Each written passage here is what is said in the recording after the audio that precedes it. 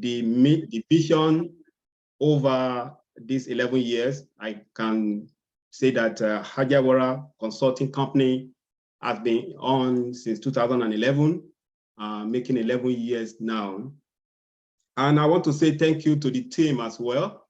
Majuna, Irene Panya, Raul S, Vijay, Ria, thank you for being a good support.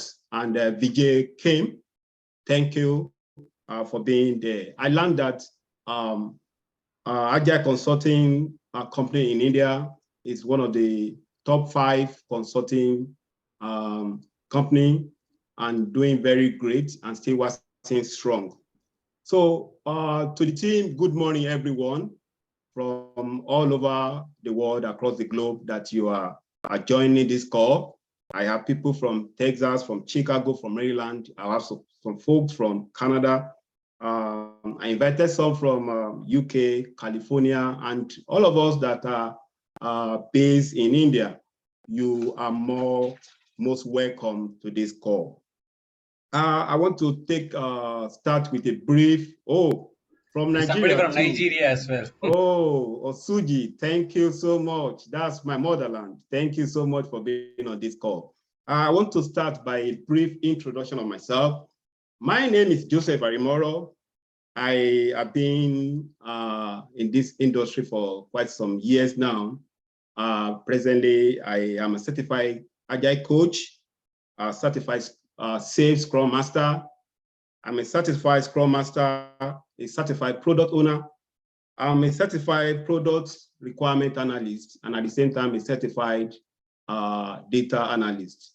I've been on this journey for some time. It's not been easy. I went through ink and ink, but currently, I would say that I am working presently as a senior business analyst, and at the same time as a Scrum Master. Let me quickly share my screen, then we can get started. Today, we'll be looking at focusing on some of these items. Let me do a slideshow to make it a bit, okay. Can everybody see my screen now? Yes, we are able to see. We'll be looking at the highlight of this presentation. It's a workshop. And I want to say at this time that I don't see myself as the facilitator. I see myself as co-speaker to all of us here. We are all great leaders in our own domain. So at point in time, I'll be stopping by to ask some questions and make some contributions. So I'm not going to be the only speaker here. So we are all co-speakers as well with me. So the highlight of this presentation, we'll talk about the Agile values and principles. We talk about Agile manifestos, the benefits of Agile, the stage of team formation and development. Why do Agile team fail? We're going to look at how to make an Agile team high-performing team, and basically look at the characteristics of high-performing team.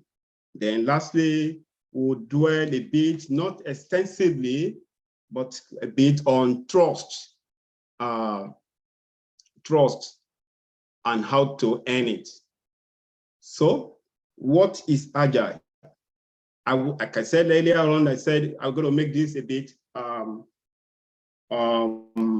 make it a bit interactive. So when you hear the word Agile, what readily comes to your mind? I want volunteers to make the contribution. So you can raise your hand. Yeah, it comes mindset. Mindset, thank you. Any other contribution? Just a word to describe it. Agile. Any other contribution? Okay. Values and principles. Oh, thank you very much. Thank you very much. When we hear the word Agile, what really comes to mind is flexibility. You talk about athletic, coordinated, something that is fast, something that is apt and very smart. I can see somebody raising their hand, Idowu. Okay, You are unmute yourself, please. Can you hear me now? I can hear you now. Yes, active. Active. Thank you very much. Thank you very much. You can lower your hand down so that I will not be So in a simple way, as a simple way of definition, Agile is a mindset where projects are managed by breaking it into smaller units, smaller phases for quick delivery. And in Agile, there is constant collaboration of various stakeholders for continuous improvement at every stage of the software development life cycle. You know, we talk about software development life cycle. We have the process from ideation to elicitation, from elicitation to design, from design to coding, from coding to testing, and from testing to deployment. After deployment, we don't even stop at that. We go for user training and maintenance of the software. So there is collaboration of various stakeholders for continuous improvement. And of course, we all know all the framework of Agile. We have Scrum, which is the most popular. We have the Lean software, we have the Kanban, we have the extreme programming, and we have feature-driven development. And of course, we have Scrum. They are depending on the project and the requirement. We have a combination of Scrum and Kanban to ensure there is constant delivery. And of course, I will not leave this slide without giving us a kind of reminder on all the principles of Agile. We know there are 12 principles of Agile, starting from customer satisfaction to change requirement, delivering software, daily cooperation between business people and developers. Projects are built around motivated individual, face-to-face conversation, working projects rather than planning, and all to best design, best solutions, and regular meetings meetings with the team for improvement. Now, we'll be talking about Agile Manifesto here, just a kind of reminder, but I want to actually draw out something for us at this time. Agile Manifesto. You know, if you're looking at the picture we have there, we have Agile Manifesto for Agile software development. We have individual over interaction. We have working software. We have customer collaboration, responding to change. All those ones that we have on the top, they are more important than the one that we have underneath. So we have individual interactions over process and tools. We have working software over comprehensive documentation. We have customers collaboration over contract negotiation. We have responding to change over following a plan. Before we go on, I still want to dwell much on this. When we talk about individual collaboration, interaction, I mean, we are talking about putting the people first in Agile. Individual come first. And when we talk about working software over comprehensive documentation, we are talking about putting the product first. The product come first. The value we are delivering come first. And of course, our customer collaboration over contract negotiation, the customer come first. And lastly, change, responding to change over following a plan. And that is talking about change that is constant. One of the attributes of Agile is flexible. It responds to change rather than following a plan. And of course, as we move on, here we'll be discussing the benefits of Agile. There is customer satisfaction. We cannot overemphasize that. The reason why we're in business, the reason why we want to improve on the product and our delivery is because we want to satisfy the customers. And of course, we have improved quality in Agile. Delivery We do that by improve in the quality delivery, and as then improve in the products that we are working on. And of course, we have adaptability.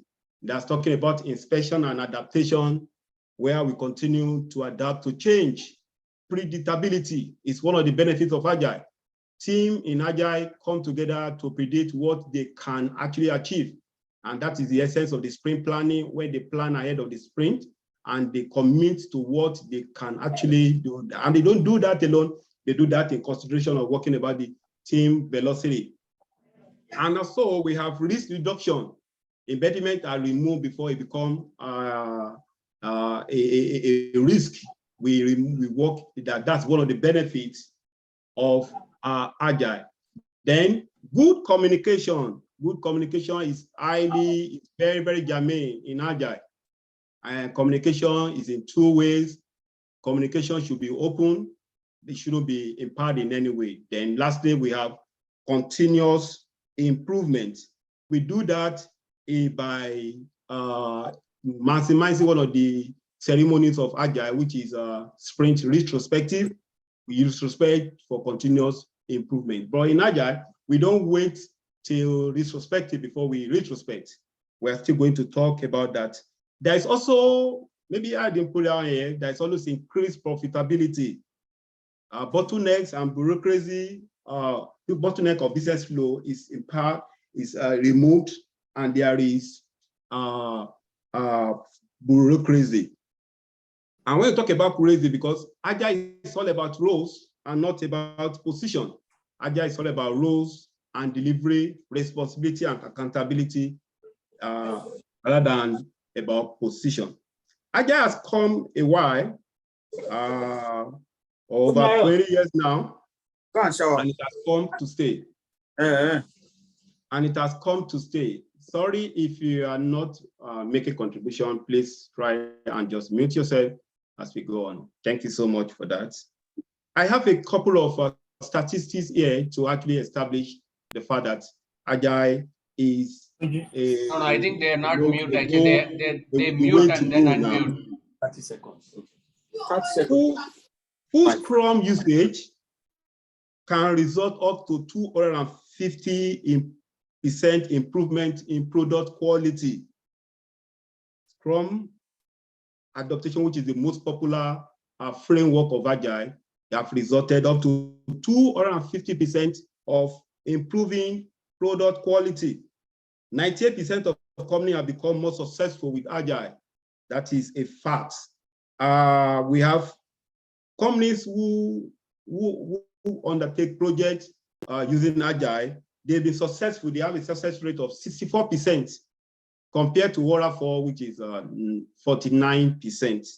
And Agile has recorded over 91% success rate so far. So all these statistics, they actually establish the fact that Agile is the way to go. And we are going now to the business of the day, which is the stages of team development, stages of team formation. We have the forming stage. There are actually 5 stages. We have the forming stage, we have the storming stage, the norming stage, performing stage, and the adjourning stage. Our focus will basically be on the performing team, because that's the reason why we're having this workshop. And you can see that in the forming stage, we have a kind of symbol there, which is a tree, showing that the team is actually springing up to grow. And we have the storming stage, when that tree is under several kind of weather, storms coming in and what have you. I'm still going to explain this further. And we have the norming stage, where things begin to normalize, they begin to know themselves. Then the performing stage, this is the happy time, when everything is going smoothly. And a journey stage, which is the last on the list. But I want to say that starting from the forming stage again, forming stage is the introduction stage. At this stage, the team members, they are excited about the work, the project goal, the timelines, rules, and responsibility. This is the time where it is shared. And on storming stage, This is where learning begins. Team members begin to learn one or two things about themselves. At this stage, they disagree to agree, and they begin to accept their individual differences, their orientation, their cultural background, and their race and their work ethics, work styles. They begin to learn from one another and understand one another more. Then the norming stage, I would say this stage is the recognition stage. At this stage, the member begin to recognize their individual strengths and begin to maximize it. Scrum Masters does this very well. He will begin to look into the team and understand individual strengths and begin to harness it so that the team can actually becoming more productive and becoming high performing. And of course, the performing stage, this is where we are. This is a stage where the team begin to flow. They begin to know one another. They begin to develop strong ties and business and working relationship. At this time, the work has gone beyond the four corners of the office. It has extended to having talking about a cup of wine in the evening, talking about a cup of coffee in the morning before you even start work. So at that time, the team is actually happy. So this stage is called a happy stage. And of course, we have the journey stage. A journey stage, this is a stage where the team has completed the project and everybody moved to their endeavors. Two things happen at this stage. One, they are all happy for accomplishing their tasks. And another time, they feel disappointed that the experience is over. That's one thing about this stage. And I have it here to actually explain it further. Team formation and development. Joseph, the previous slide, I have a clarification actually, just to make the Okay. discussion interesting. Okay, go on. Why these images are selected? For example, farming, it's a very good image, I understand. Storming also, yeah, it is related to storm. And I'm not very clear on the image selection for norming and performing, especially for performing. Performing, it is like happy face or like working together, delivering things, correct? If you look at one face is smiley, one face is sad. I don't know how to relate. Can you please provide more details? Okay. And adjourning also, why you selected this clock, or yeah, maybe you can, any particular reason these images? Okay, about this image. I decided to put it there because after going through all the stages, this is a time that the team is actually very happy about themselves, about the value they are adding. Then the work at this stage has gone beyond the business and working relationship.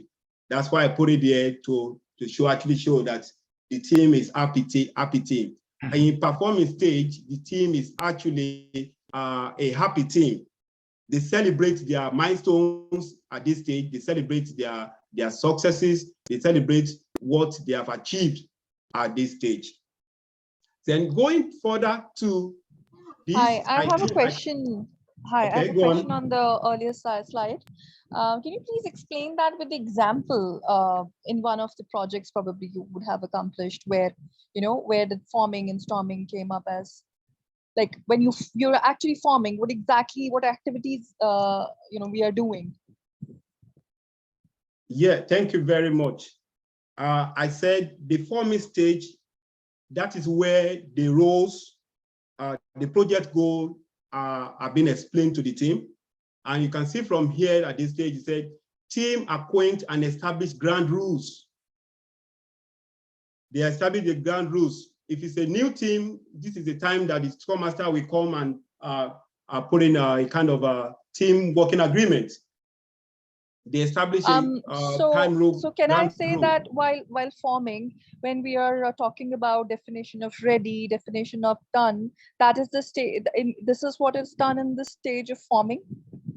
No. Actually, yes. Forming means forming the teams. That's my understanding. Okay. Meaning, we will be getting people from different world, correct? Yeah, you will be forming. Okay, you based on interview, you select people, and they will be from different country, or they may come from different background.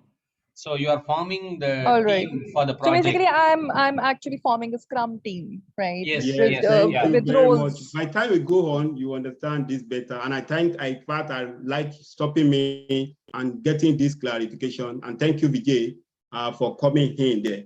I Actually, said earlier, this slide is much more better. Actually, the previous slide and this slide, correct? This slide has more clear details than the previous yes, slide. Yeah, thank you. yes, Luckily, yes. I also found that I shared the link actually, but I don't know what is the next slide, but still, yeah, it is matching. That's great. Thanks. Oh, okay. So, like I was saying, let me just run through it again. It said the forming stage, the team acquaint and establish ground rules. I was trying to mention team's agreement, which is the team charter at this time. The team establish what are the rules guiding how they operate. And formalities are preserved and members treat themselves as strangers at this stage. They just want to go by their own work. But at the storming stage, they start to communicate their feelings. And both they still view themselves as individual, well, not rather as part of the team, but here they resist control by the group leader and shows hostility at this time. That's why they are getting to know one another. They are learning to see, understand themselves better. But at the normal stage, oh, this is where the people feel has been part of the team. That is I would say this is the emergence of the team, of becoming an high-performing. Though they realize that they can work to achieve work. This is where teamwork actually started. When teamwork, a team together, they each achieved more. They achieved more at this time. And they look at the work from others' point of view.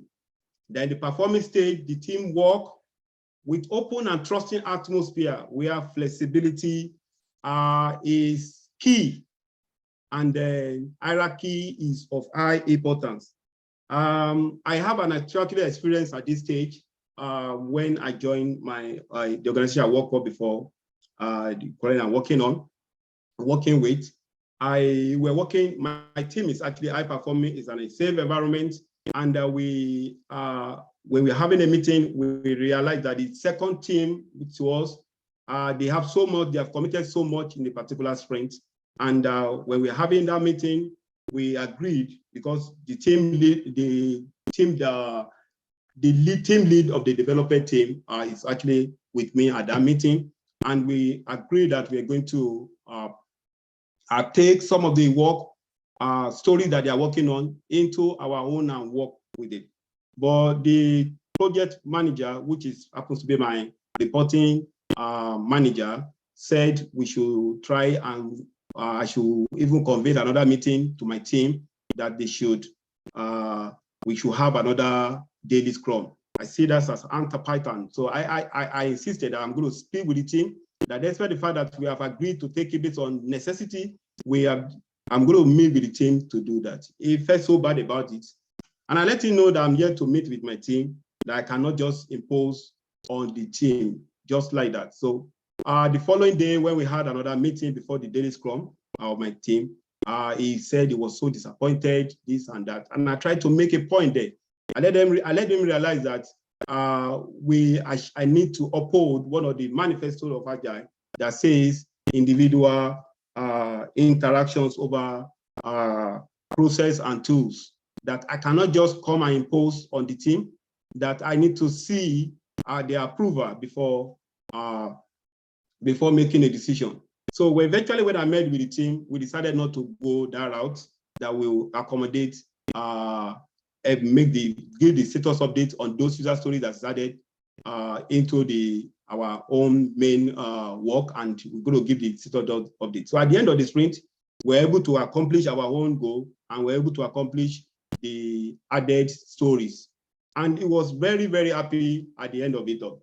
But I felt that it's because of his apprehension that he has made him to do that. But at the end of the day, I ensured that I was able to pass a comment that my team come first.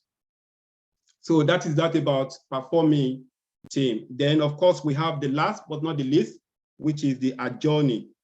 This time, the Agile team conduct an assessment of the year and implement a plan of transitional roles and recognizing members' contribution.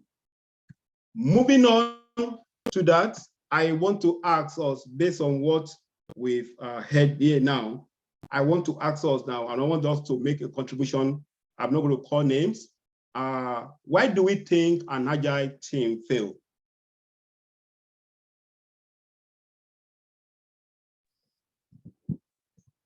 Thank you. You want to say something, Resider? Why do you Actually, think I'll go back to the previous slide again. So if I have to, kind of give a status to someone that, okay, my team has, completed the stage of norming, what would be my measure, kind of measure to say that? I didn't get that. Can you say it again?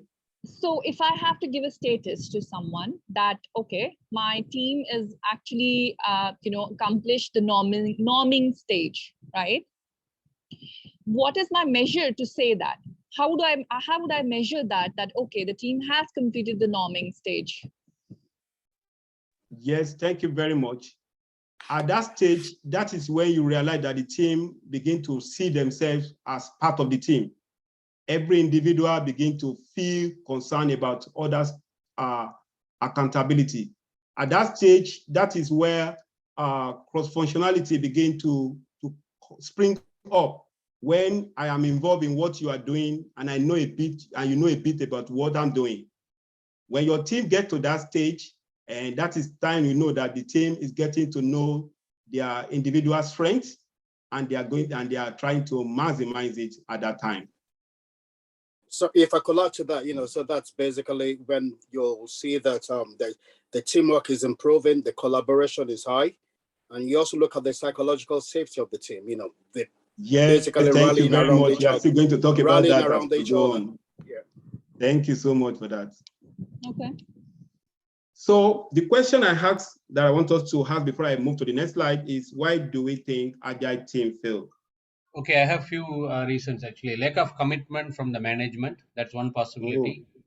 Oh, good. Lack of customer engagement, meaning it is not handled properly, and lack of experience on the methodology, Good. and lack of agile skills. That is all interrelated, and insufficient change management. Basically, the change management process is not implemented, and sometimes it happens like even the top level management want to do move to transform with the agile, correct? And even the teams are ready to do, but middle management is not ready. They are not trained. So that is the another reason why agile failed. I'll make a pause here. Yeah. Thank you very much, Vijay Kim. That's very great. So those points that you have added, that you have mentioned, these my points are going to be an added point to that. The agile team fails when there is no clear purpose and goal. They fail because there is lack of focus, of creativity and excellence. When there is lack of accountability and responsibility, when there is lack of effective and shared leadership, and that stems from the organization, like you rightly mentioned, and bringing down to even the Scrum Master and the Agile coach. Then lack of trust. We are still going to talk about that extensively as we go on this workshop. Lack of trust among team members. Inability to deal with conflicts. When we address conflicts in a agile team, we address the issue and not individual. So inability to deal with conflicts. Ineffective problem-solving skills and critical thinking. Then lastly, being not sure of what requires the team effort, when effort is not geared towards a committed goal. Those are the reasons why agile team fail. Then moving on to this is one of the core of this presentation. How do you make your agile team a high performing? The list is inexhaustible, but I've decided to just come with it. And I'm going to lay emphasis on particular point there as I go on for clarity and for in-depth knowledge. You make your team to be high performing by setting up a clear team go. You do that at the beginning of the project, and you do that at the beginning of every sprint when you have the sprint planning.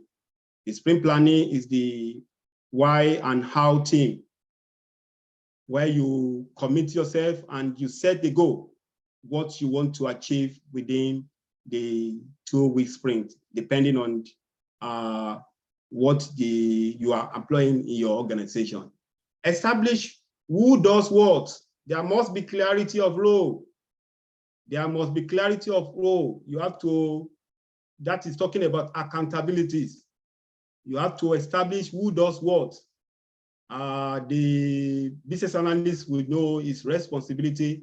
He knows when to speak with the design, the UI/UX designer, the developers, when there is need for him to clarify user stories and acceptance criteria. The developers know when to communicate with the testers. The tester knows there must be, we have to establish who does what, and there must be clarity of role. Ensure that leaders, I'm talking about team lead, understand their responsibility. The team lead know their responsibility. Then provide team members with the right resources. I'm talking about the tools, and that is even actually at the level of organizations. But as a Scrum Master, the little you can do, you do that. Then here we have make communication a two-way street. Communication is always a two-way. Like we started here, I said we're going to make this interactive. And I know at the time, a couple of listeners in this workshop stopped me to get some clarification. That is communication. Where you try to stop me to ask for clarification. So it is two-way. They identify communication gap and close it. Wherever there is a gap, look for it and ensure you close it, and encourage multiple channels of communication. I have an example of this when I was working in my present organization. One of our web developers went on vacation for just 1 week. We have a backup for him, but the particular website you need to work on, the backup does not have the access. It's the only one that have the access. So we're working on him, getting a real backup for him, but we have not actually get to that level. So in our previous retro, I suggested that we should all put our personal lines, apart from the official line, put our personal lines in a spreadsheet where we have it in a SharePoint that everybody have access to it. So, and ever since we have done that, nobody has even made use of it until that particular day that we have a deadline to meet between 10 a.m. immediately after our daily scrum, that we have to ensure that that particular task is being published on the website. Because I work with the web maintenance team. So everybody has been looking around to get it done because we don't want it to be escalated to the leadership. So I have to reach him on his mobile all through the night, but eventually in the morning when he was on his way to Orlando, Florida, he picked my call and I told him this and this. He quickly brought out his gadget, and that was when I reached out to me on his personal line. He reached out with his gadget, his machine, and decided to just turn off his Wi-Fi and fix it within 1 hour. That is how we are able to get that issue resolved. So you make your team to be high performing by encouraging multiple channels of communication. Then you make it high performing by identifying knowledge gap. I know in a team, not everyone will be at the same pace in terms of knowledge. Even so, you identify those that have knowledge gap, you organize workshops as a Scrum Master, as an Agile coach, to bridge and to close the gap. And also, you make your team to be high performing by you stop to micromanage. Micromanage is not good. It doesn't give room for improvement. So people don't even like it at all. So you stop to micromanage. You talk less and listen more as an Agile coach and as a Scrum Master. People even respect you when you listen more than and talk less. When you listen with your heart. You know, there are three categories of listening. You have to be the third degree listener, listening with rapt attention, to actually understand the person from his own point of view. So mediate dispute and address it, not individuals. I think I've mentioned this earlier. Conflict is, I would say, is inevitable when you bring people together. But whenever it comes up, I think the first thing to do is to identify the cause. When you identify the cause, you understand, you know how to provide solution to it. And then you address the issue, and then not individuals. Then ask for feedback. Feedback is retrospect. You don't wait till you have the sprint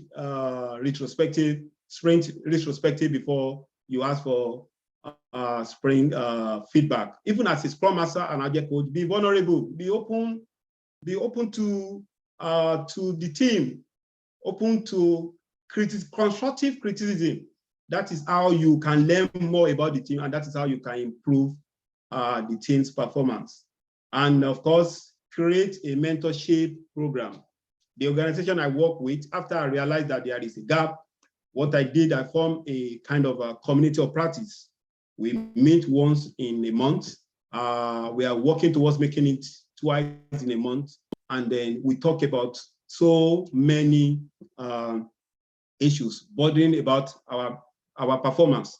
In fact, it was the second meeting that we had that one of them told me she wanted to go for a project management certification, and one of them already got it. So in that, there was collaboration, and he was able to put her through, and she's on the program now. So at this time, I want to say shout out to Vijay for being a great mentor to me. And also make a team accountable. I mentioned this earlier, the third line, you don't understand their responsibility, and they have to be accountable. They'll be able to make accountability of what the task that is given them to be. They also made the team to be self-organized. People like to work at their home pace. They deliver more when they are well equipped and when they are self-organized, and also make the team to be cross-functional. Cross-functionality comes when you begin to see at the norming stage, it was mentioned earlier, we begin to identify our strengths, individual strengths. So those who are good on a particular field, we begin to bring some other that are coming behind up on it, so that in case there is an emergency, sometimes it's inevitable, they can at least close the gap before the issue go out of hand. And if you look at all these points on how to make a team to be high performing, there is one particular word that is very germane here, and that word is communication.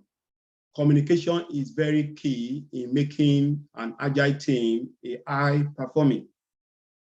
A team that does not communicate cannot grow. They cannot become high performing.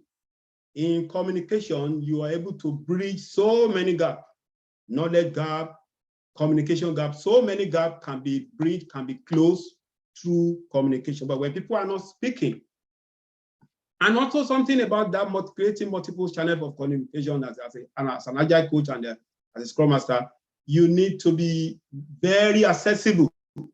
There are sometimes I attend to messages on the Microsoft Teams, because that's what we use in my organization. Around 12 o'clock, a developer a couple of days ago worked till 1 o'clock and sent a testing link to me to be communicated to the user, and I acknowledged immediately. It was so happy. They were also, you are still on at this time, so make yourself to be very accessible. And then with all this, based on our understanding of this, I want to ask at this time, how do you assess a team and you say that team is high performing based on what we have at this time on this slide? What are the, let me say, what are the key performance that you use to, or what do you look for? what do you look for in a team? And before you say a team is high performing, I want volunteers to talk. Okay, Munya, you raising your hand? You can go ahead and make your contribution. Thank you. Yeah, so for me, when a team is high performing, it becomes self-managing. So that's why maybe I wanted to find out from your last point, let's say self-organized, because as you can see, the new Scrum guide, for example, if you're taking a new Scrum guide, it doesn't talk of self-organizing at all. It now talks of self-managing, which means when a team is self-managing, they know how, when, and they what, when, and how. So it means they know how, when, and what to accomplish. So if the team is self-managing, it means that it's really a high-performing team. So maybe, I'm not sure, the word self-organized, if you are still using it, but I believe for Scrum in particular, it's no longer there. Thank you very much for that added contribution. Self-organized, self-managing. When a team is self-organized, I would say at this time they are self-managing. This team is well managing at this time. Any other contribution before I move on? You can lower your hand and So Joseph, I have a few points actually. Yeah. okay. So the team or the organization can be in being agile and rather doing agile. So that will help to have the high performing teams. Another thing is backup plan, meaning as you mentioned, correct, if somebody goes on leave, still the project needs to continue. So those kind of things will help to deliver on time, even though people are on leave, because that is unavoidable, correct? Yeah. And continuous agile and scrum and scaling agile kind of training should be there in a process. Yeah, it shouldn't be only one time and then, because people will be joining, people will be going out, so there should be a process to train people. And even sometimes they can do some workshop and agile games, so the awareness of agile will be always there. So I think then being agile will be much more possible than doing agile. I'll make a pause. Yeah, that's my point, which is Thank not in you the list very actually. much. Yeah, I was trying to find which is not in the list. Yeah. Thank you very much. I want to add to that. I think all these points are very good, but I think we should also focus on the team delivering, right? Because that's what the team is there for, delivering software and a potentially releasable increment every sprint. How frequently do they do that? Also, a high-performing team would more consistently achieve its sprint goals. And in terms of its predictability, it's releasing, it's performing on a consistent basis, sustainable basis. So I would focus also on the outcomes of the teams. These things are important, but at the end of the day, the team is just there for one purpose, to produce software. So high-performing teams should be able to deliver a potentially releasable increment every sprint and meet their sprint goals. Okay, thank you very much. Team delivery, to have a backup plan, being agile and rather than doing agile. That's a very powerful contribution. Afanima, are you raising your hand? Do you want to make a contribution too? Go ahead and yeah, do so as I was saying in the chat before someone just said it, the team being able to deliver value, regardless of how story points may come across, but being able to deliver actual value. Okay, thank you very much. Adding value. Thank you very much, everyone, for that contribution. So all these points will be going to be added to the one I have here, which I'm going to enumerate briefly before we move to the last slide that talks about trust.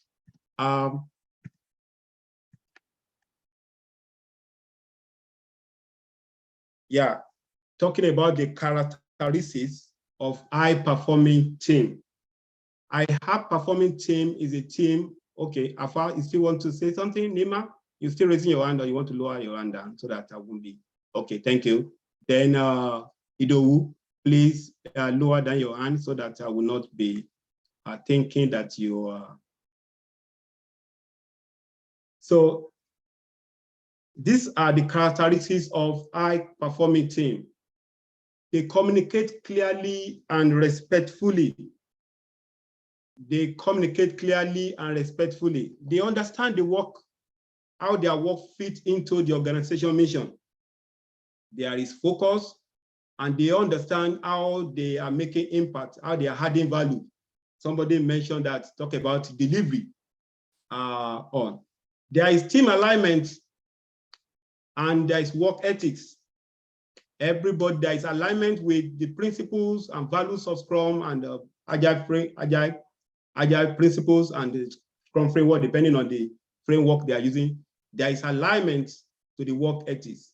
Then the team manage work deadlines based on priorities. This is germane in Agile. They have defined roles and responsibilities. Roles and responsibility. Not only that, there is accountabilities.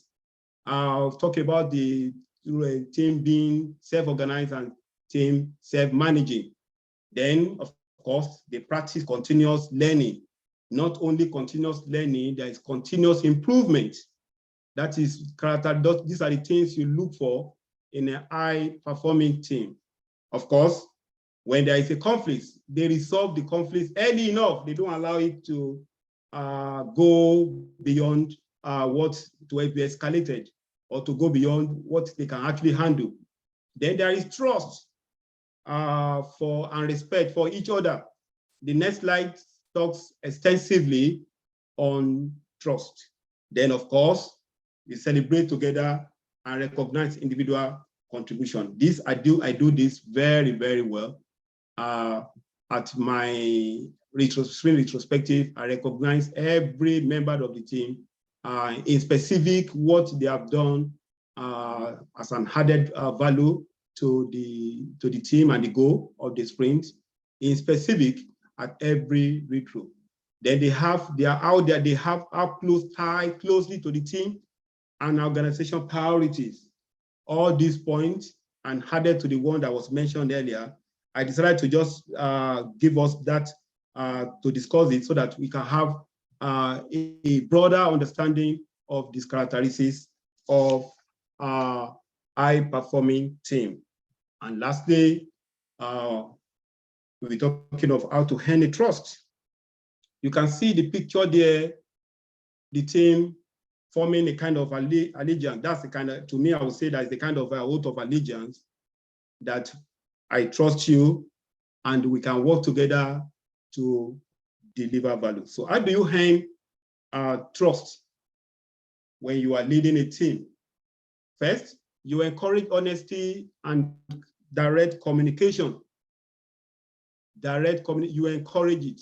The other time, in other slide, when I was talking about how to make a team high performing, I said you should make yourself accessible to all them, create different channels of communication. So you create opportunities for creative collaboration.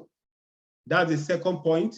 Then empower the team to be self-organized and self-managing. We have emphasized that earlier. Then keep roles and responsibility clear. Everyone in the team must understand what their roles are, what their responsibilities are, what their accountabilities are. Then make feedback as part of team culture. I mentioned earlier that when you join in a team, you can create a team working agreement, which is the team charter. So in that, you can have it as a culture that you always retrospect on every issue. In my team, we learn from every issue. We don't even wait till we have the retrospective, sprint retrospective before we retrospect. I always ask for feedback. Then praise the team on each other, on each and every milestone covered. Every member of the team in their respective value delivery that you have added to the organization, then make sure you praise them. Praise them, it goes a long way. Then celebrate individuals' success and accomplishment. One of my, supporting business analysts got his certification in requirement, business project requirement a couple of months ago. I have to bring it up in the daily scrum and to celebrate, just to encourage him. Then we have psychological safety. I will talk a bit on this because I see this as very, very paramount and very, very germane to earn a trust. I would say that psychological safety is the belief that you won't be punished or humiliated for speaking your idea, your question, and you won't be punished for making mistakes. We all learn more when we make mistakes. So when you create a kind of a psychological safe environment, work environment for the team, they learn more, they well relaxed too, they open up, they open up and they trust, it brings about trust. I remember a story of, I think this is a scenario that actually happened to me when I initially started this journey. So I was working in an organization, and we have several people, is multicultural. So the first day I spoke, I was being asked to just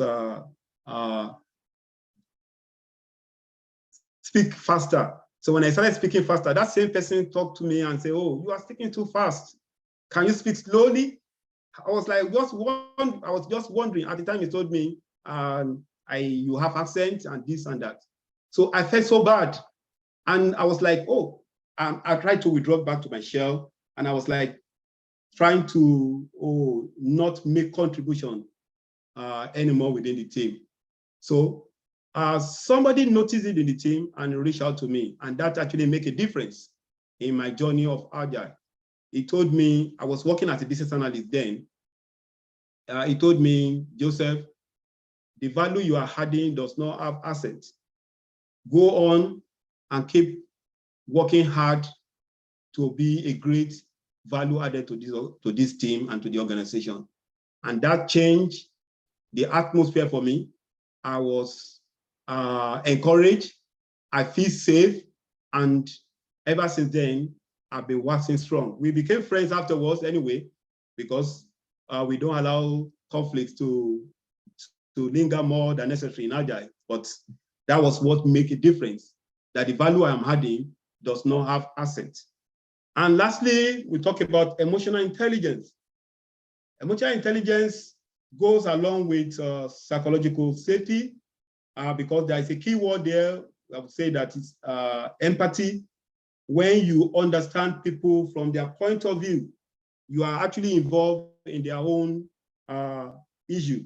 I would say here that emotional intelligence is the ability to understand and use and manage your emotions in a positive way, to communicate effectively, to empathize, and to overcome challenges in a diffuse situation. I have a little experience on it a couple of 2 weeks about, I think it should be last sprint.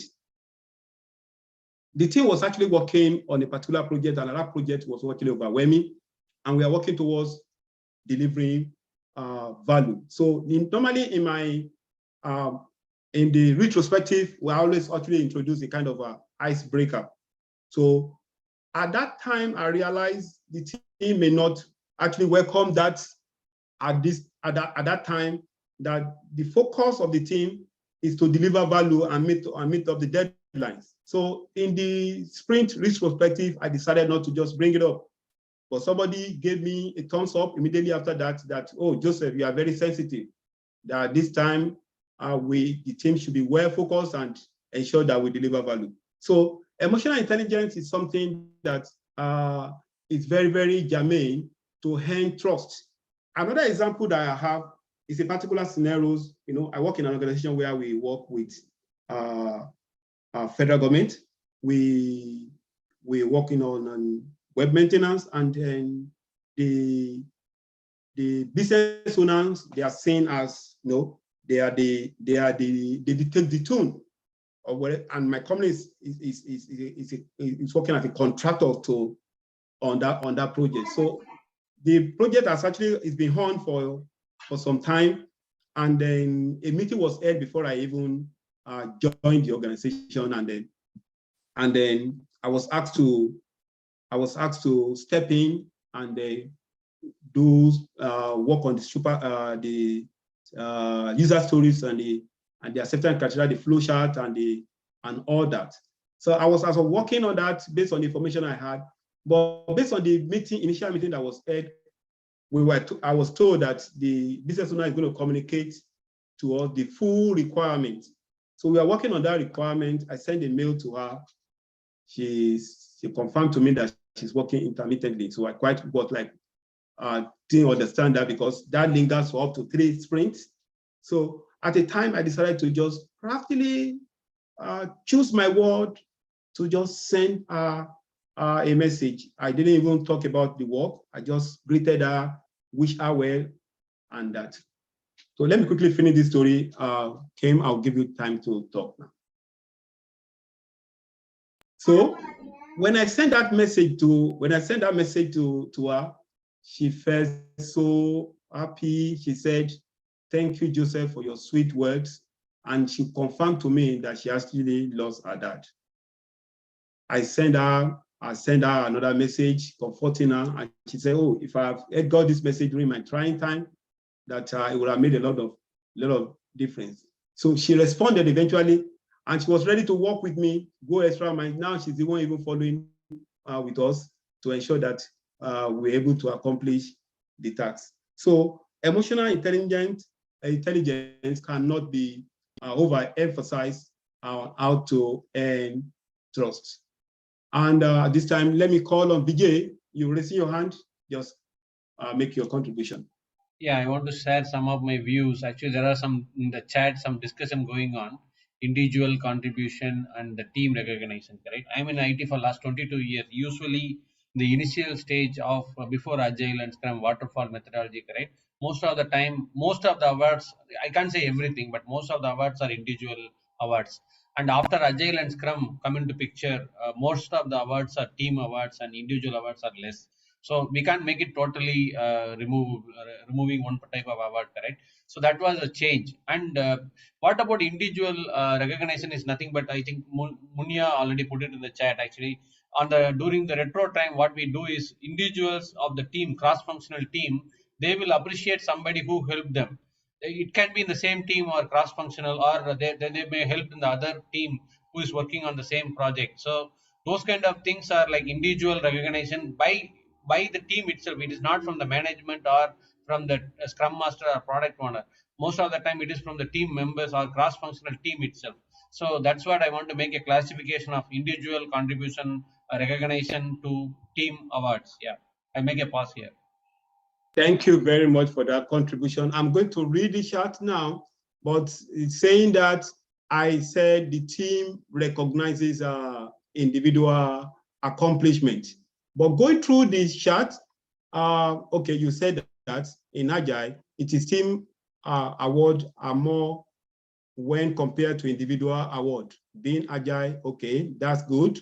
Abato Suji, thank you for your contribution. You said, however, I would love to hear how that has affected the team dynamics after retro.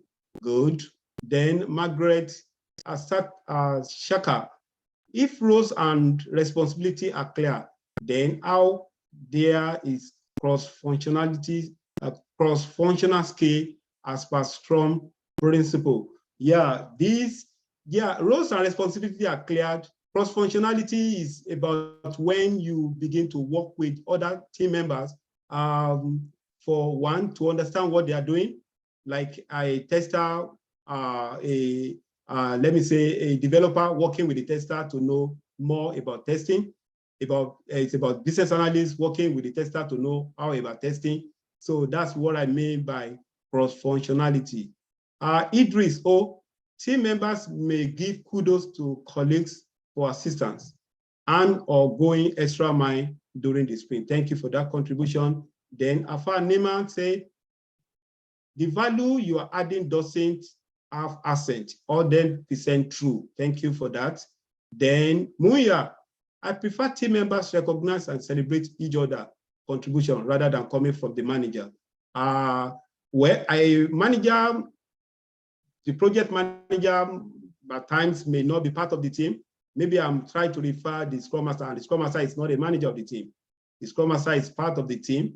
So that is that. Abato, okay, we responded. Then Ashi said, it was really amazing section. Throw join too late.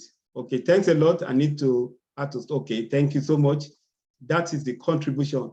So thank you so much, everyone. I don't know if we have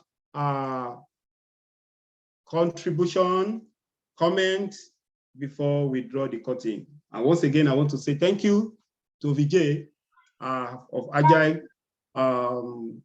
Agile Water consulting firm for this great opportunity, share my thoughts, and for us to work together, expanding the global impact of Agile in the business world. So over to the team.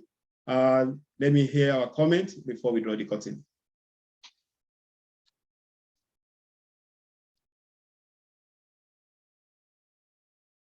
I think let me stop sharing my screen at this time so that we can continue.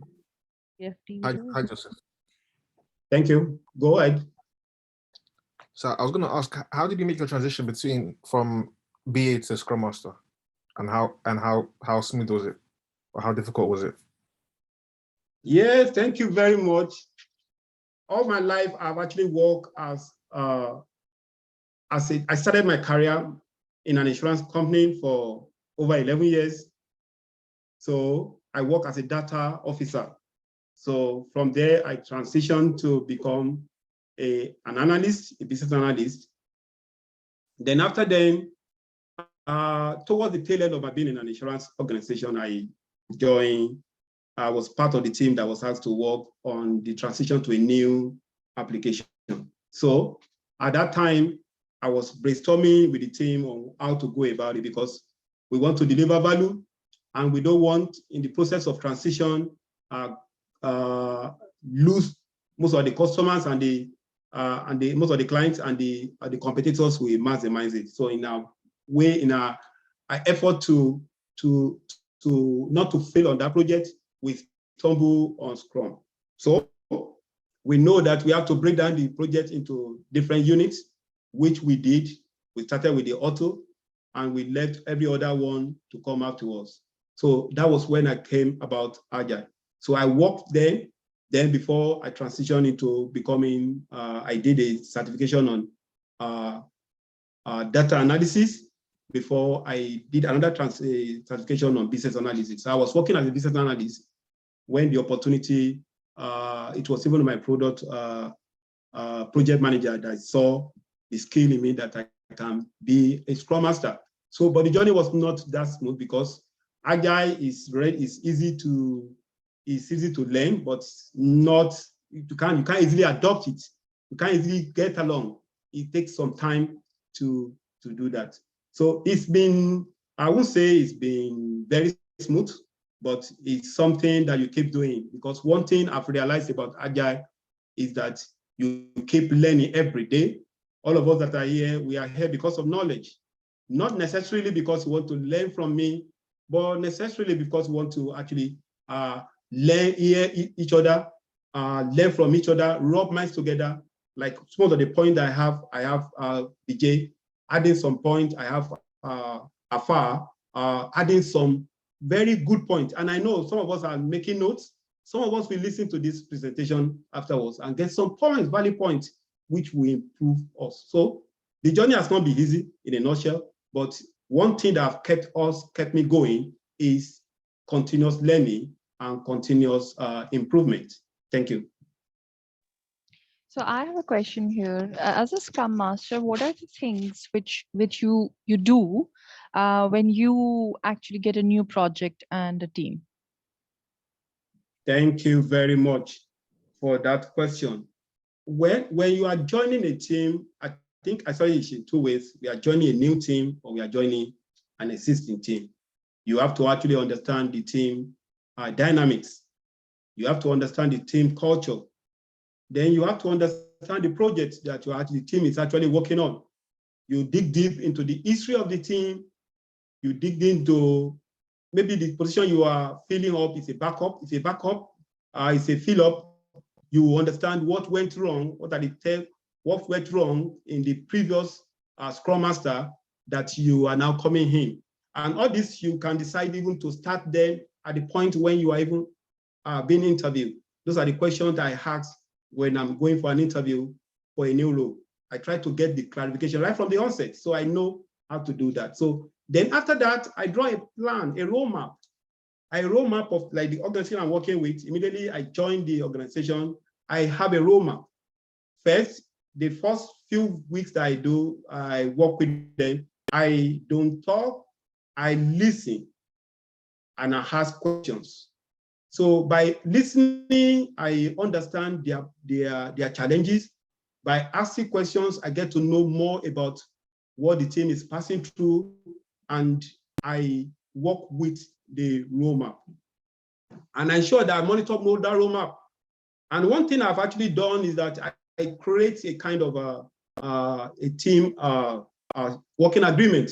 Whenever you work it, but something you have to work, not immediately you join a team, because when you join a team, you have to actually understand the team first, you flow with the flow, go with the flow first before you begin to implement change. And when you are implementing change in a sprint team, you do it systematically. You don't just you suggest as an experiment. Like when I joined the team, my team, they don't come on camera. They don't like that. And I always come on camera whenever we're having it. Then at retro, I suggested, oh, can we, once in a while, can we start even from this retro, come on camera so that we get to know ourselves better? Because Agile is all about collaborations, it's all about relationships, about communication. And some bought into it, and that's how it goes. So, and also what I've done when joining a team is I try to create a kind of community of practice. It has helped me a lot in this journey, and I try to do that as much as early as I can, because bridging gap, knowledge gap is something that you need to work on as an Agile coach and as a Scrum Master. So at that community of practice, what you do is every knowledge gap that you identify will be subject of discussion, and you're going to be where you are going to, it's going to be what you are working on. Somebody is talking on this call afar. Please, could you share the roadmap? Oh, I don't have it here. A roadmap, I would say, let me say a roadmap is like a blueprint of what you want to achieve. You can say that in the next, for 1 month, this is what I want to achieve. After 2 months, this is what I want to introduce. It's like having a transformation agenda, having a change agenda, and follow it, and have key performance indicators to actually measure how you are doing well as a Scrum Master. So that is that. I hope I'll be able to answer that question.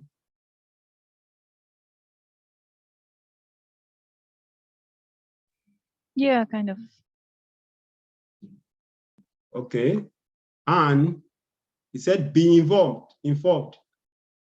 Just like this, read and associate with the community of practice. Thank you very much.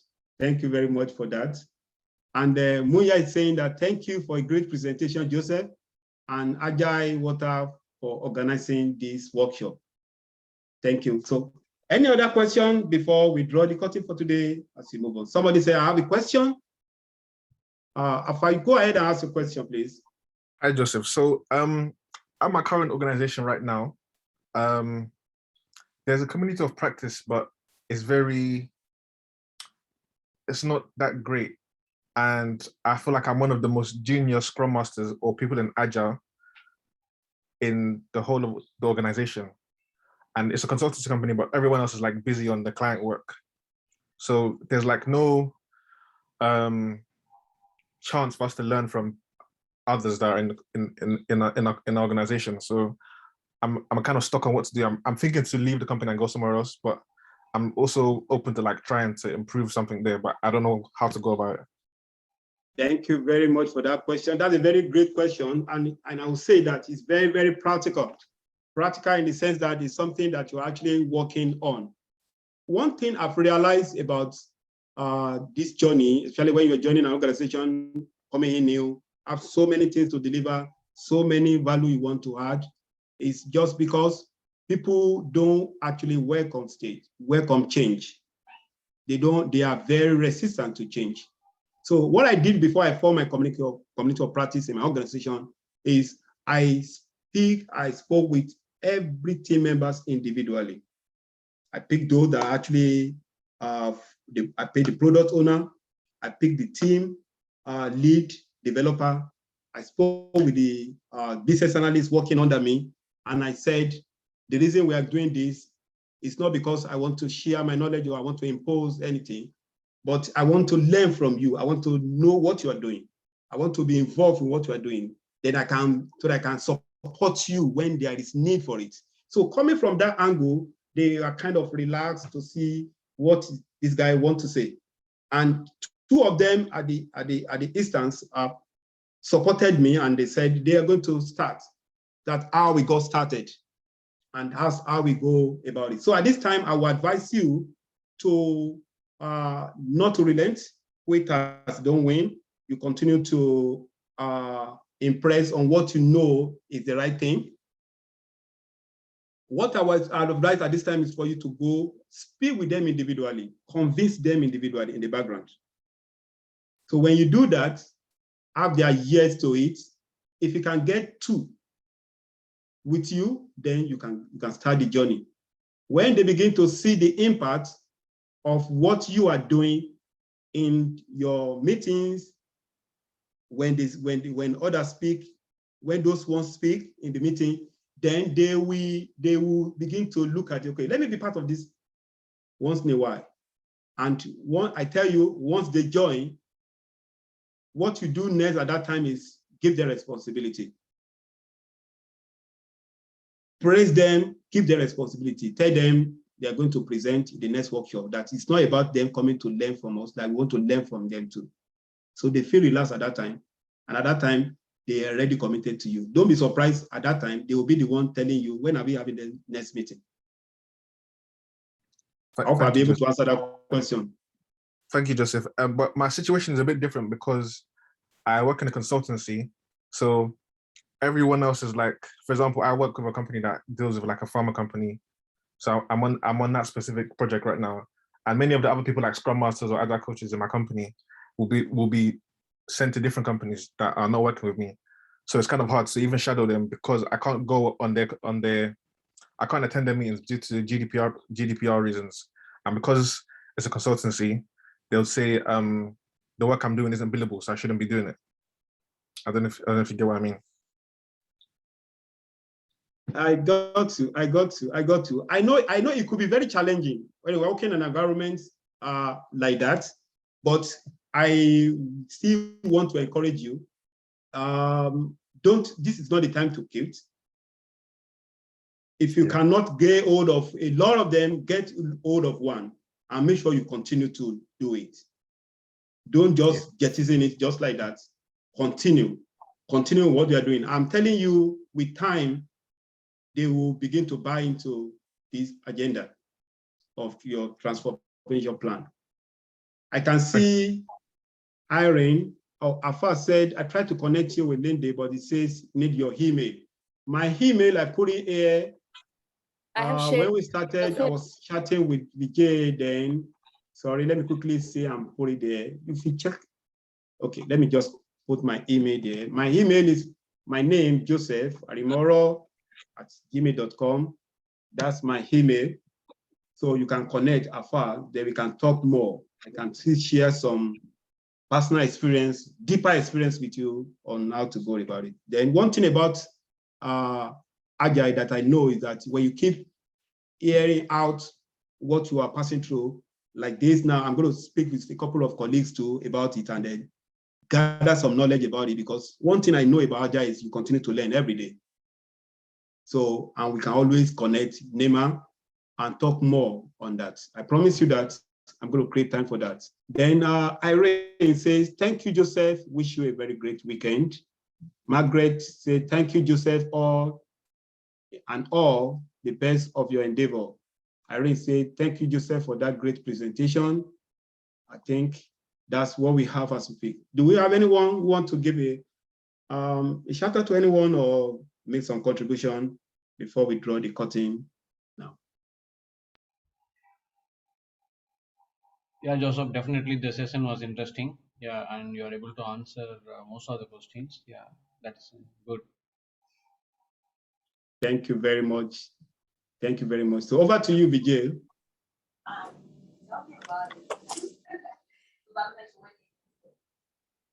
Okay, while waiting for Vijay, I can see Idowu raising his hand. Idowu, go ahead and make your contribution. Yeah, just to say thank you for that beautiful presentation. Keep it up, sir. Bye. Thank you so much. Thank you so much. Thank you so much. Vijay, you want to round up this section? Yeah, Joseph Sharwari here. And thank you for such an insightful session. I'm sure everybody has enjoyed it and quite interactive session. So thank you all participants for joining this. And do join next Saturday, 7:30 to 8:30 IST time for such a beautiful sessions. Thank you. Thank you so much. Thank you so much, everyone. Thank you for being on this call. And we'll see on this platform. I will be part of it next week. Same time, which is 7:30 IST and 10 a.m. Eastern time. Pacific time, I think, is 11 a.m. In Canada time, depending on the zone you are, is 11 a.m. So thank you all for being on this call and have a great weekend. Bye, everyone. Thank you. Bye. Thank you. Bye. Bye. Bye.